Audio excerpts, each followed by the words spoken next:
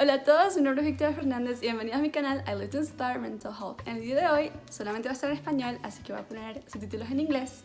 So, hi everyone, my name is Victoria Fernandez and welcome to my channel I Live to Inspire Mental Health. Today's video is only going to be in Spanish, but I will provide English subtitles. En el video de hoy voy a hablar con Claudelis y ella es una psicóloga y el tema de hoy va a ser sobre los límites en nuestras vidas y le voy a hacer algunas preguntas sobre qué significa poner límites y cómo nos pueden beneficiar al hacerlo. Así que la primera pregunta va a ser, ¿qué significa poner límites en nuestras vidas? Mira, poner límites no tiene que ver con defender nuestra postura a toda costa, nuestro punto de vista, o decirle a las personas las cosas como nos sale decirlas para que nuestra postura quede clara. Poner límites tiene que ver con un proceso muy complejo que requiere de un nivel significativo de autoconocimiento, de conocer, identificar primero cuáles son tus propios límites. Tú no puedes poner límites en tus relaciones si primero no conoces cuáles son tus propios límites, qué es lo que para ti es aceptable y lo que no es aceptable, qué es lo que tú estás dispuesto a tolerar y lo que no. Y una vez que logras reconocer cuáles son tus propios límites, pues de alguna manera viene la tarea más difícil, que es decir no cuando corresponda. Uno mismo, al comenzar a entender que uno se tiene que poner límites, ¿qué es algo que la gente debería hacer?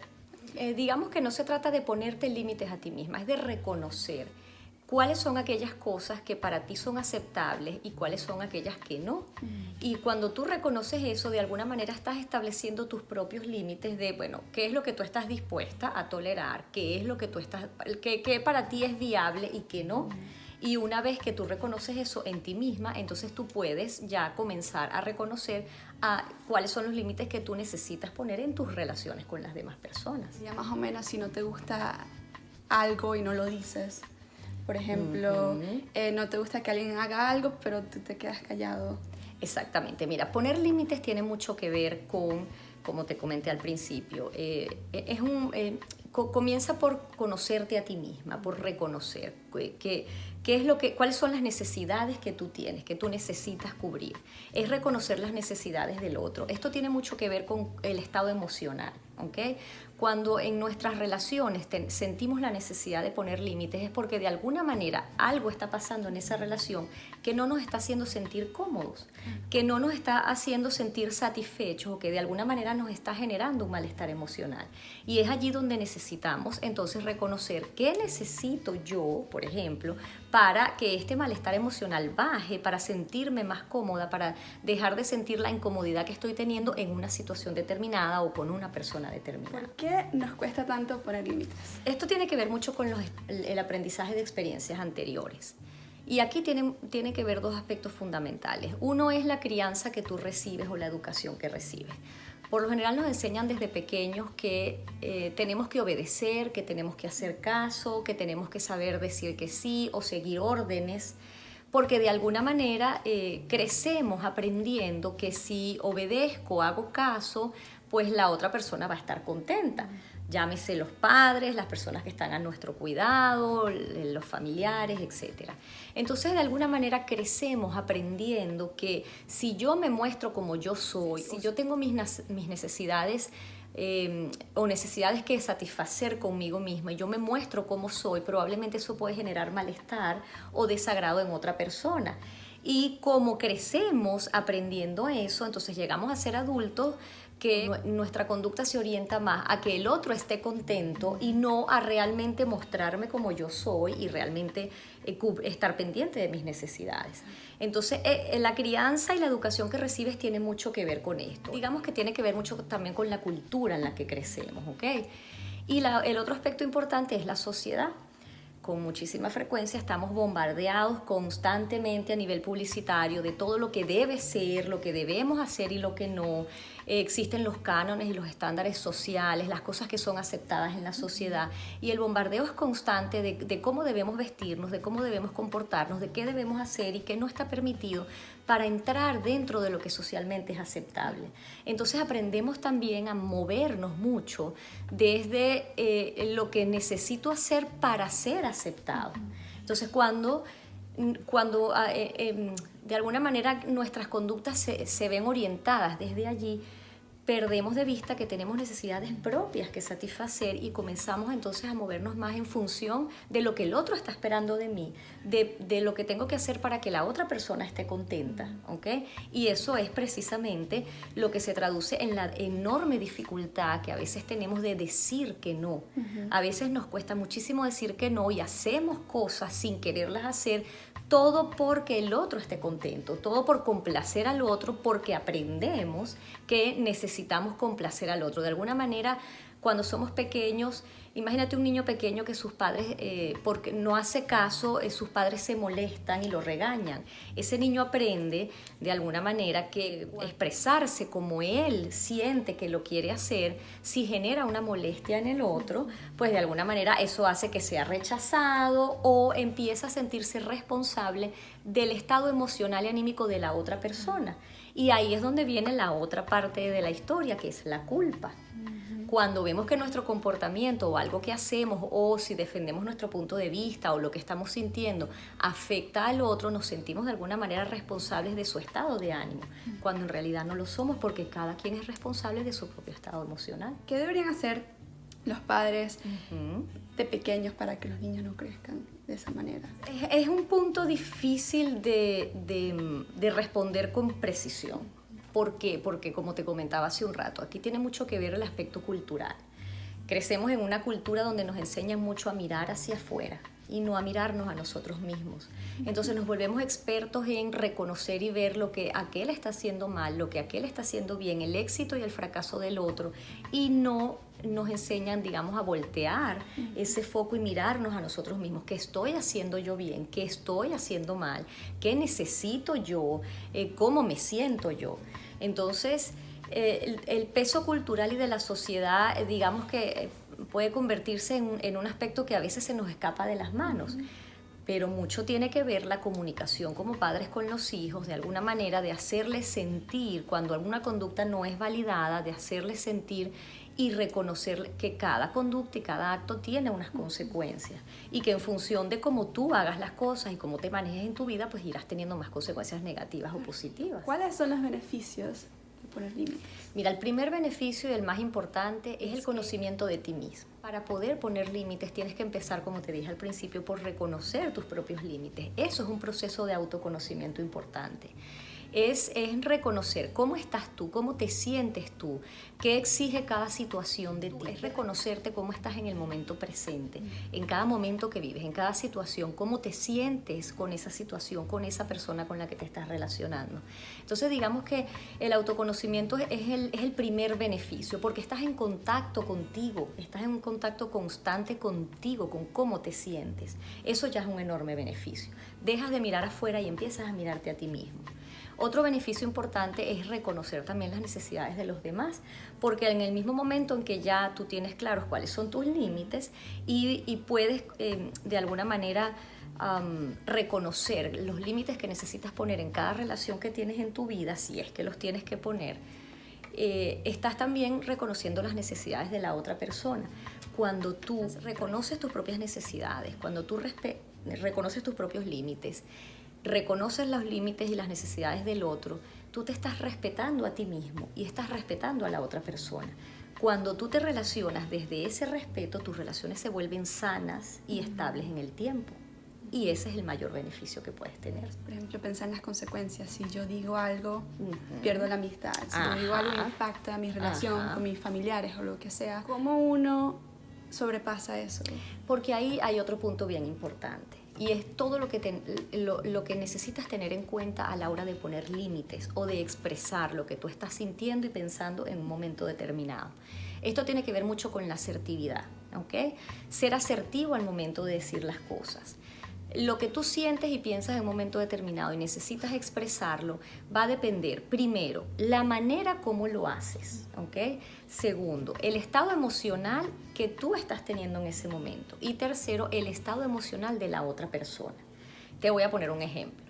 Si tú y yo trabajamos juntas, por ejemplo, en una oficina y todas las mañanas cuando llegamos tenemos que asistir a una reunión con el equipo con el que trabajamos puntual, ¿ok? En esa reunión se establecen las metas del día, es una reunión importante, supongamos. Y tú todos los días llegas tarde. Entonces yo llego a mí puntual a la hora para poder estar puntual en la reunión, pero resulta que tú todos los días llegas 10 minutos tarde, ¿ok? Y yo no puedo ir sola a la reunión, yo necesito ir contigo porque tú y yo somos un equipo. Entonces eso se traduce en que todos los días las dos llegamos tarde a la reunión, ¿ok? Poniéndonos en mi postura, comienzo yo a molestarme porque, bueno, llegaste tarde el primer día, lo pasé porque, bueno, a cualquiera le puede pasar que un día se retrasa y llega tarde. Pero el segundo día vuelves a llegar tarde y yo, ok, me molesta, pero no te lo digo. El tercer día vuelves a llegar tarde y de alguna manera estoy yo con esa molestia, con esa sensación. Llegamos a la reunión, de pronto nos llaman la atención porque llegamos tarde y empiezo yo a irritarme porque yo llegué temprano, yo me levanté más temprano, pero llegué tarde por ti, ¿ok? Pero no te lo expreso. Primer error. Si yo no lo expreso en ese momento, mi rabia va a seguir creciendo hasta que llegue al punto en que a lo mejor lo voy a expresar de la peor manera porque lo voy a expresar bajo el enojo, bajo la ira, ¿ok? Ahora, ¿qué hacer para expresarlo en el momento? ¿Qué es lo adecuado? Los 3 puntos que te comenté antes. Primero, reconocer cómo me estoy sintiendo yo en el momento. Si yo en ese momento me estoy sintiendo muy enojada, no es el momento de hablarlo contigo, porque voy a hablar desde esa rabia. Ahora, si yo siento que soy capaz de que el enojo no es tan grande y que yo puedo de alguna manera manejarlo para poder hablar contigo, ok, eso es el primer check. Luego ver cómo llegas tú ese día, porque a lo mejor tú vienes y te has peleado con tu novio y vienes bravísima también bajo el enojo y por eso llegaste tarde, y si yo en ese momento te expreso mi incomodidad, no va a ser el mejor momento porque tu estado emocional no está en el tono que yo necesito para que mi mensaje te llegue, ¿ok? Y segundo es el momento en que lo hago. ¿Cuál sería el ejemplo adecuado, ideal en este caso? Lo primero que hay que tomar en cuenta también es hablar desde ti. Esa es la mejor manera de ser asertivos.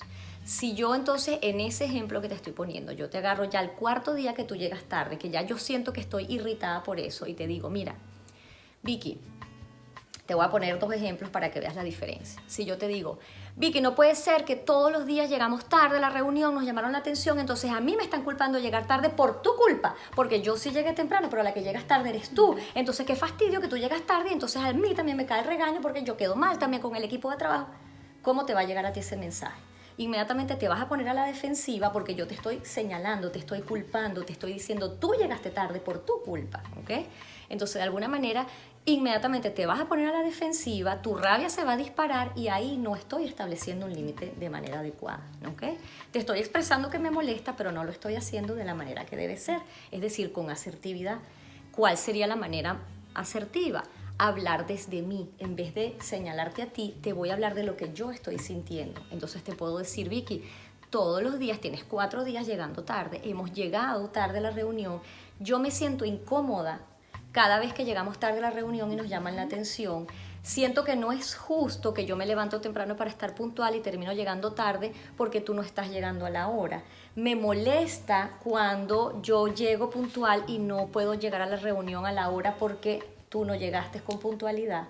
Fíjate que te estoy dando el mismo mensaje, te estoy expresando mi sentir, mi incomodidad, te estoy poniendo el límite, pero lo estoy haciendo de una manera asertiva. ¿Por qué? Porque estoy hablando desde mí, no te estoy juzgando, no te estoy señalando, y cuando lo hago de esa manera, tú no vas a estar a la defensiva. Más bien lo que voy a hacer es un llamado a tu conciencia y vas a terminar reconociendo y dándote cuenta, wow, sí, Claudelis, mira, discúlpame, trataré de llegar más temprano, y vas a reconocer entonces las consecuencias de tu acto.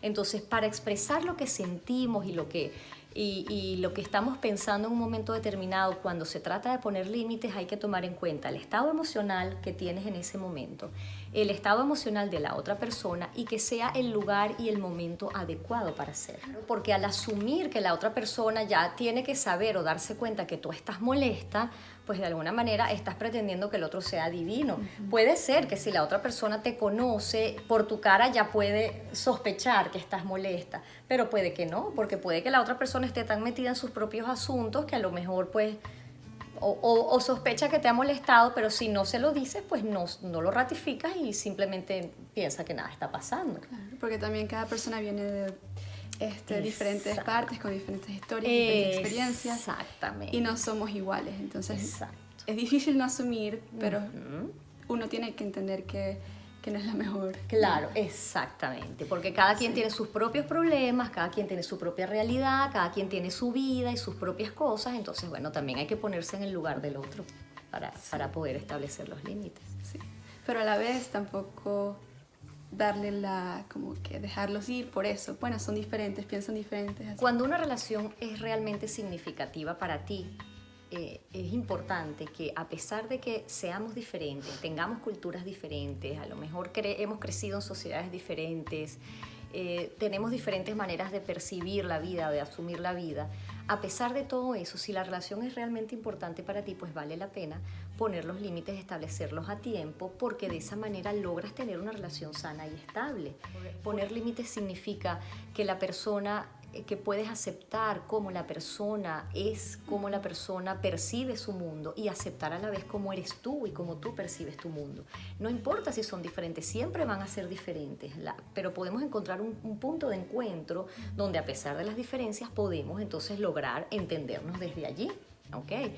Y de alguna manera es reconocer que la postura del otro puede ser tan válida como la tuya. Sin embargo, tú necesitas atender tus necesidades. Aquí hay otro punto importante. Cuando te hablaba del aspecto cultural, crecemos en una cultura en la que nos enseña mucho que ser egoísta es malo. ¿Ok? Cuando en realidad depende de la situación. ¿Ok? Porque a mí siempre me gusta poner este ejemplo. Imagina tu vida como una fila. La que tiene que encabezar esa fila eres tú, porque es la fila de tu vida. Y si tú estás de primera en esa fila, significa que para tú poder voltear a atender las necesidades de las personas que están en tu vida, tú necesitas primero atender las tuyas. Tú necesitas primero atenderte a ti para luego poder brindar otras cosas a los demás. Entonces, desde ese punto de vista, ser egoísta es bueno, porque te estás dando prioridad a ti y estás atendiendo primero tus necesidades. Si hay una situación que te incomoda, que te genera malestar y tú necesitas poner límites para sentirte mejor, tienes que hacerlo por ti y tienes que hacerlo para poder después generar o satisfacer las necesidades de otras personas. Entonces, si lo vemos desde ese punto de vista, ser egoísta no puede ser malo. Ser egoísta es atenderte primero a ti y ser tú la prioridad en la fila de tu vida. Y si cada quien hace eso en su propia vida, pues estaremos construyendo relaciones mucho más sanas. Bueno, y este fue el final del video. Si les gustó, por favor, dale me gusta, suscríbete y compártelo. Gracias por estar el video conmigo. Gracias a ti por la invitación. Siempre recuerda que hay luz al final del túnel y un mal día no significa una mala vida.